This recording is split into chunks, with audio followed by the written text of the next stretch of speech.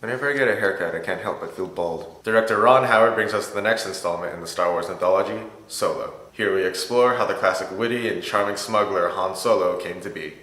Obviously. Now right away, Alden Ehrenreich's portrayal of young Han Solo feels quite natural. Whether you like him as young Han or not, Ehrenreich has had years to prepare for this role, and I believe it shows. All of Han's sly mannerisms, like his wide grin, his smart-ass comebacks, and improvised nature, are all present in Ehrenreich's portrayal. It's also in his physique, you know, the hair and the face. From the first trailer, I bought him as young Solo, and Ehrenreich kept that up in his performance the whole time. Donald Glover as young Lando just makes so much sense. I like his laid-back style and his lying shit-eating grin. By the end, I thought Ehrenreich and Glover were really compelling playing the younger counterparts of these characters. Now, unexpectedly in this movie, we're served a MacGuffin.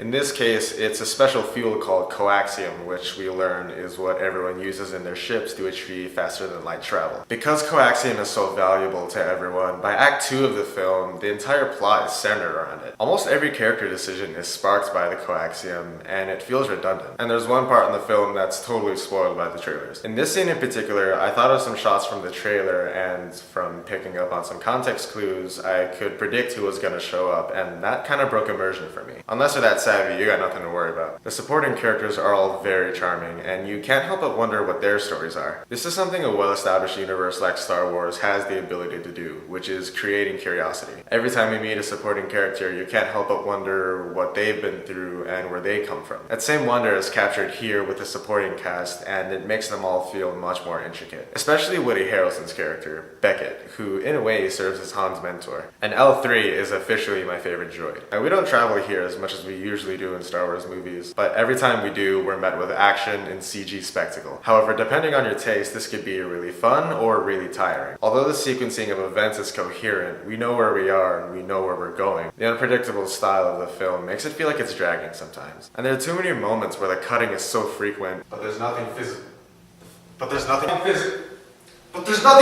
happening.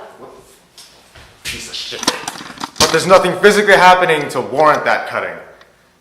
Whether that was the editor's choice or Ron Howard wanted to get some shots in there that he thought looked cool. Either way, I thought it was annoying. The writing at times is also a bit much to keep up with. This movie relies on you to have some prior knowledge of the Star Wars universe, and if you're not familiar, you're gonna feel lost at some points. There are also some moments where some characters contradict what they said before, and the more you think about it, the more stupid it sounds. In the end, Solo was really meant for the Star Wars faithful to fully enjoy. Yet even then, I feel like it leaves something to be desired. But if you're unfamiliar with Star Wars lore, there's still fun to be had here. The chase sequences are tense, the action is well shot, the music is recognizable and retains that classic Star Wars fanfare, and the visual effects are astounding. Since this is Han's story, this feels a lot more grounded and personal and doesn't involve the Sith, Jedi, or Force at all, which I like seeing. There are other events in the Star Wars universe that we can focus on, and not everything is about the Force. But like I said, to get the full experience, this movie requires you do your homework. However, even if you do know everything, you may still feel disappointed. I'm gonna say Solo is worth seeing in theaters for the visual spectacle. However, I wouldn't blame you if you decided to pass it up. And if you're a hardcore Star Wars fan, most likely you've seen it already and are probably thinking about disliking this video. No matter the case, thanks so much for watching, and I'll see you next time.